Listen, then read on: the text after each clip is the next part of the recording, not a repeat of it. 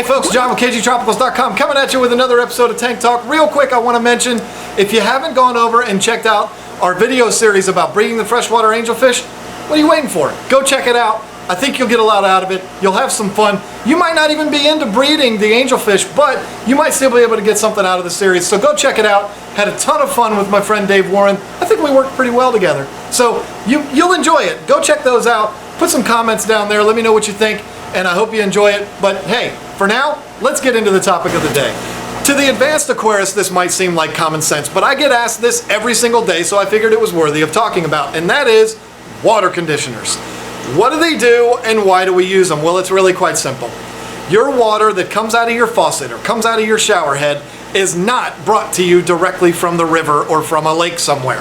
No, thank God it's not. That water is processed. It's processed at a water treatment plant that's either owned by your county or your city or whoever, and it's made safe for human consumption through a series of big filtration systems and also by the introduction of either chlorine or chloramine. Now, the way I understand it, chloramine is the way of the future. Chlorine is kind of old-fashioned. I don't know why, I don't care. All I know is that it's bad, and so we need to make sure we treat for that. Now, what do these things do? What does chlorine and chloramine do? Well, it's basically bleach, folks. And so its primary job is to disinfect the water, making it safe for human consumption. So it does that by killing bacteria and parasites and all of that other stuff, so that when it's delivered to your house, it's safe for you to drink and you won't get sick from it. So what a lot of people say is, well, if it's safe for me to drink, then it should be safe for the fish. And that's not true, because there are still trace elements of chlorine or chloramine in the water when it comes out of your tap, and those trace elements are not safe for the fish. So using a water conditioner will make it safe for the fish. That's point one. Point two is something that I think is overlooked by a lot of people, even the advanced aquarist. And that is the fact that chlorine and chloramine kill bacteria. If you watched my last video on cycling an aquarium, you know how important bacteria in the aquarium is. Bacteria is not a bad word. We like it. We want lots of it. And so if we're putting water into our aquarium that is treated with a chemical whose sole purpose is to kill bacteria, that's being counterproductive, folks. It's not only unsafe for the fish, but it's unsafe for the healthy bacteria that we want to have in our aquarium, because its job is to kill that.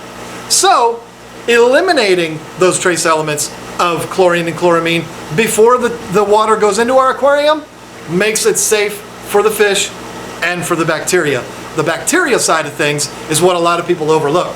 So how do people do this?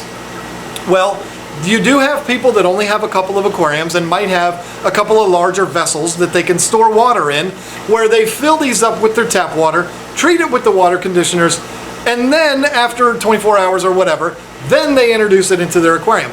I don't have that luxury. We've got 6,200 gallons of water that we're dealing with here. I can't store water like that. So for us, we put a hose straight into our aquarium that we use to refill the aquariums. And while we do that, we actually have, I should have brought it over here, we have a ketchup bottle, like you see in the restaurants, little red bottles. We fill those with water conditioners, and we squeeze water conditioners into there while we're filling up the aquarium. Now you might say, well, John, how do you know that you're getting the proper dose? It's a very scientific way we did this. I took the bottle, took a cup, and went, and I measured how much one squirt was, and that gave me how many squeezes I should put into the aquarium for each, depending on how many gallons we took out. So it's really simple, it's very easy. There are articles out there that will say overdosing an aquarium with water conditioners can be a bad thing. I don't do that with this. I'm not just dumping it into there. I'm putting little squeezes. Each squeeze is about 10 milliliters. So we know how many squeezes based on how many gallons we took out. So it's really quite simple. Now, a lot of people use one of the best inventions ever, as far as I'm concerned, a Python system or the Aqueon water changing system that hooks directly to your tap. You use that hose to remove water as well as put water back in. So you'd be doing the same thing that I do, which would be putting your water conditioners directly into your tank, not into storage containers. Either way works fine. The way I've done it for 20 years. I've never had fish die because I did a water change. So, you know, if I had to pick a better way, if I had to decide which way is better, I think storing the water for 24 hours or so, treating it. If you use things like baking soda or stuff like that, or salt, to harden the water and bring up the pH for Africans, it's better to do that in a water storage tank before you bring it into the tank. But if you can't do it, you can't do it. You got to do it the easy way, which is using a hose directly into there. So if I had to pick a better way, I would say storing the water, but we can't all do that. So either way, you need to introduce these water conditioners into the aquarium so that you keep it healthy for the fish and you keep it healthy for the bacteria that's in your aquarium. Now, the other thing that has to be mentioned is that water conditioners also break down heavy metals. So it's not just for the bacteria. And most water conditioners these days are going to have things like stress coat, like the Fluval. I have the Marine Land here also. Looks like a little shampoo bottle, isn't it cute?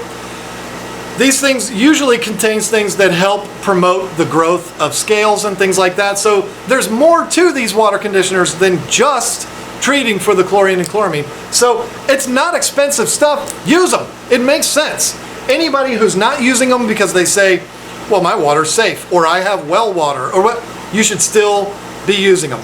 These things serve a lot of purposes, and it's not just to eliminate chlorine and chloramine. If you're an aquarist and you have an aquarium and you're maintaining it, when you're putting water in that aquarium, you need to be putting water conditioners in it, period.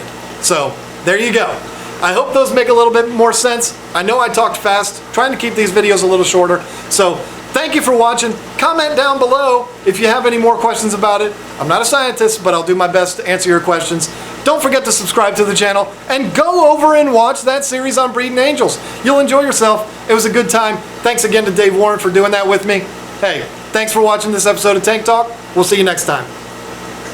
Hey, this is Jordan with KGTropicals. Thanks for watching Tank Talk. We hope that this episode has helped you learn that fish keeping doesn't have to be complicated. Keep it simple and have fun. Don't forget to subscribe so you don't miss any future episodes.